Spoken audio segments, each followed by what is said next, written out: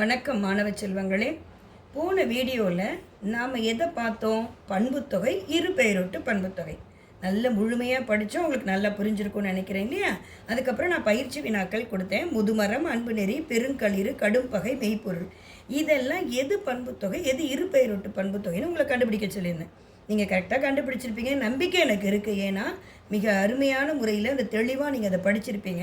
இப்போ அதனுடைய விடையை மட்டும் நான் சொல்லிவிட்டு அடுத்து நாம் வினைத்தொகைங்கிற வீடியோவை பார்க்க போகிறோம். ஓகேவா? போகலாமா? இப்போது முதுமரம் பாருங்கள், முதுமை கூட்டல் மரம்னு பிரிப்போம். அப்போ இது என்ன இருக்குது? மை விகுதி பெற்று வந்திருக்கிறதுனால இது பண்புத்தொகைன்னு எழுதியிருப்பீங்க. சரியான்னு பார்த்துக்கோங்க. அப்போ நீங்கள் முழு மதிப்பெண் பெற்றிருப்பீங்கன்னு அர்த்தம். அடுத்து அன்பு நெறி, இதை பிரித்தா அன்பு கூட்டல் நெறி. நெறிங்கிறது என்ன? வழி. இது பொது பெயர். ஆனால் அன்புங்கிறது சிறப்பு பெயர். அப்போ சிறப்பு பெயர் பொது பெயர் ரெண்டும் வர்றதுனால இது இரு பெயரொட்டு பண்புத்தொகை. எழுதியிருப்பீங்கன்னு நினைக்கிறேன். கரெக்டாக எழுதியிருந்தீங்கன்னா டிக் பண்ணிக்கோங்க. பெருங்களிறு, இதை பிரித்தா பெருமை கூட்டல் களிறு, மை விகுதி பெற்று வருது. அதே மாதிரி கடும் பகை, கடுமை கூட்டல் பகை, மை விகுதி பெற்று வருது. அப்போ இது ரெண்டுமே என்ன? பண்புத்தொகை. கரெக்டு, பண்புத்தொகை தான். அடுத்தது மெய்ப்பொருள். இதை பிரிங்க. மெய் கூட்டல் பொருள்.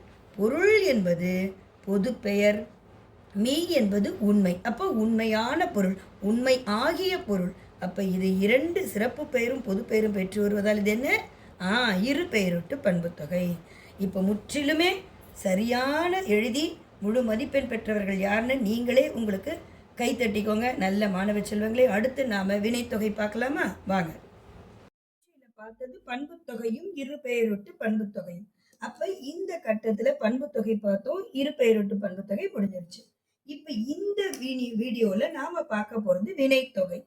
வினைத்தொகையினுடைய முழுமையாக எப்படி இதை நம்ம படித்தா இதில் இந்த வினைத்தொகை வந்தால் முழு மதிப்பெண் வாங்க போகிறோங்கிறத பார்க்கலாம் வாங்க. வினைத்தொகை இது மிக எளிமையான இலக்கண குறிப்பு. நம்ம கேள்வியில் வினைத்தொகை வந்தால் விட்டுடாதீங்க. ஏன்னா இது ரொம்ப ரொம்ப எளிமையாக நாம் கண்டுபிடிச்சு எழுதிடலாம். எப்படி பண்புத்தொகை எழுதினோமோ அது மை விகுதி பெற்று வரும் வினைத்தொகை எப்படி வரும்னு பார்க்கலாம். இதுவும் மிக எளிமையானது. பாருங்கள், இரு சொற்களுக்கு இடையில் 3 காலங்களும் மறைந்து வரும். 3 காலம் என்னென்ன நம்ம சின்னதுலேயே படிச்சிருப்பீங்க. 6ஆம் வகுப்பு 4ஆம் வகுப்புலேருந்தே வரும். இறந்த காலம், நிகழ்காலம், எதிர்காலம் தான் 3 காலங்கள். இந்த 3 காலமும் அந்த சொல்லுக்குள்ளர மறைந்து வரும். இப்போ பாருங்கள், முதல்ல வினைச்சொல் வரும், அப்புறம் பெயர் சொல் வரும். அங்கே நம்ம என்ன பார்த்தோம்? பண்புத்தொகையில் பெயர் சொல் வரும், முன்னால் என்ன வரும்? பண்பு பெயர் வரும்னு பார்த்தோம். இங்கே வினைச்சொல் வரும், பெயர் சொல் வரும். அதுதான் வினைத்தொகை. ஓகேவா? நீங்கள் அதை படித்து முடிச்சுட்டு நல்ல கிளியர் ஆன பிறகு இதுக்கு வந்தீங்கன்னா இது ரொம்ப எளிமையாக நாம் புரிஞ்சுக்க முடியும். இதுக்கு சான்று பாருங்கள், விரிநீர். விரிநீருங்கிறது ஒரு சொல். இப்போ இதை பிரித்து பாருங்கள். முதல்ல எடுத்தோன்னே இது பண்புத்தொகையாக நம்ம பார்க்குறதுக்கு என்ன பண்ணுவோம்? ஒரு சொல்லை பிரித்து பார்ப்போம். பிரித்தா என்ன வரும்? விரி நீர், விரி கூட்டல் நீர். அப்போது விரி நீருங்கிறது மை விகுதி பெற்று வரல. அப்போ அது பண்புத்தொகை இல்லை. அப்போ அடுத்து இதில் 3 காலமும் இதில் மறைஞ்சு வந்திருக்கான்னு பாருங்கள் வினைத்தொகையால். இப்போ விரிநீர் என்பதை பிரித்தா 3 காலமும் இதுக்குள்ளே அடங்கணும். இந்த ஒரே ஒரு சொல்லுக்குள்ளே அடங்கணும். இப்போ இதை பிரித்து பார்ப்போமா? விரிந்த நீர் இறந்த காலம், விரிகின்ற நீர் நிகழ்காலம், விரியும் நீர். அப்போ 3 காலம் வருதா? இது எதிர்காலம். அப்போ 3 காலத்தையும் இது ஒரு சொல் அடக்கி இருக்கு. அப்போது இது வினைத்தொகை. அதே மாதிரி பாருங்கள், சுடுசோறு. இறந்த காலம் சுட்ட சோறு, நிகழ்காலம் சுடுகின்ற சோறு, எதிர்காலம் சுடும் சோறு. அப்போ இந்த ஒரு சொல்லுக்குள்ளர இந்த 3 காலங்களும் மறைந்து வர்றதுனால இது வினைத்தொகை. இப்போ இதெல்லாம் நான் உங்களுக்கு உதாரணத்துக்கு கொடுத்துருக்கேன். அதாவது எக்ஸாம்பிள், இதை நீங்கள் பார்க்கணும். இது எப்படி நீங்கள் பிரித்து இதுக்கு விடை கண்டுபிடிங்க பார்க்கலாம். ஊறுகாய் சொல்லுங்க பார்க்கலாம். ஊறுகின்ற காய், ஊறும் காய், அதாவது ஊறிய காய், ஊறுகின்ற காய், ஊறும் காய். அது மாதிரி வளர்கூடல் நீங்களே பிரிச்சுட்டு எனக்கு சொல்லணும். அதே மாதிரி முதிர்மரம், தொடுவானம். இதை 3 காலங்களும் எப்படி வருதுன்னு நீங்கள் எழுதி வைங்க.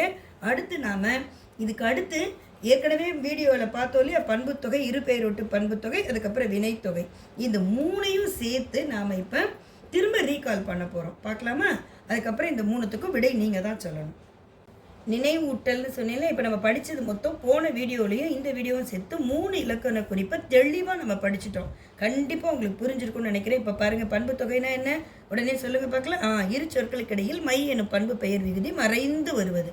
இப்போ மூதூர் பிரித்தா முதுமை கூட்டல் ஊர், மை இருக்குது. அதே மாதிரி செந்தி, செம்மை கூட்டல் தீ. அப்போ மை என்ற விகுதி மறைந்து வருது. நல்லா புரிஞ்சு கூட நினைக்கிறேன்.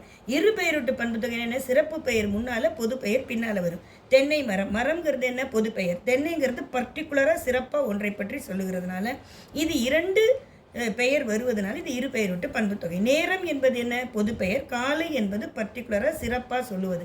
அதனால் இது காலை நேரம் 2 பெயர் வருவதனால் இது இரு பெயரொட்டு பண்பு தொகை. அதே மாதிரி வினைத்தொகை நம்ம இப்போ தான் படித்தோம். 3 காலங்களும் மறைந்து வரும். வளர்வானம், வளர்ந்த வானம், வளர்கின்ற வானம், வளரும் வானம். உருதுயர், உற்ற துயர், உருகின்ற துயர், உறும் துயர். இந்த மாதிரி 3. இதே மாதிரி இது முதல்ல நான் சொல்லியிருந்தேன், நீங்கள் பிரிச்சிருப்பீங்கன்னு நினைக்கிறேன். இப்போ விடை சரியான்னு பாருங்கள். வளர்கூடல், வளர்ந்த கூடல், வளர்கின்ற கூடல், வளரும் கூடல். முதிர்மரம், முதிர்ந்த மரம், முதிர்கின்ற மரம், முதிரும் மரம். தொடுவானம், தொட்ட வானம், தொடுகின்ற வானம், தொடும் வானம். ஆக இந்த 3 காலங்களும் இது உள்ள அடக்கியிருப்பதனால வினைத்தொகை. ஆக இப்போ 3ம் நீங்கள் வந்தால் கண்டிப்பாக மதிப்பெண் எடுத்துருவீங்க இல்லையா? இனி அடுத்த நம்ம வீடியோவில் பார்க்குறதுக்கு முன்னால் இதை நல்லா ஒரு தடவை படிங்க. நீங்கள் பயன்பெற்றதோட உங்களுடைய ஃப்ரெண்ட்ஸுக்கும் இது கண்டிப்பாக உதவும். அவங்களுக்கும் ஷேர் பண்ணுங்கள். அடுத்தடுத்து வீடியோ பார்க்கணுன்னா இதை நீங்கள் லைக் பண்ணி சப்ஸ்கிரைப் பண்ணிக்கோங்க. ஏதாவது உங்களுக்கு டவுட் இருந்தால் கமெண்ட் பாக்ஸில் கமெண்ட் பண்ணுங்கள். கண்டிப்பாக விடை நான் சொல்ல தயாராக இருக்கேன். நன்றி மாணவ செல்வங்களே. அடுத்த வீடியோவில் சந்திப்போம். வாங்க.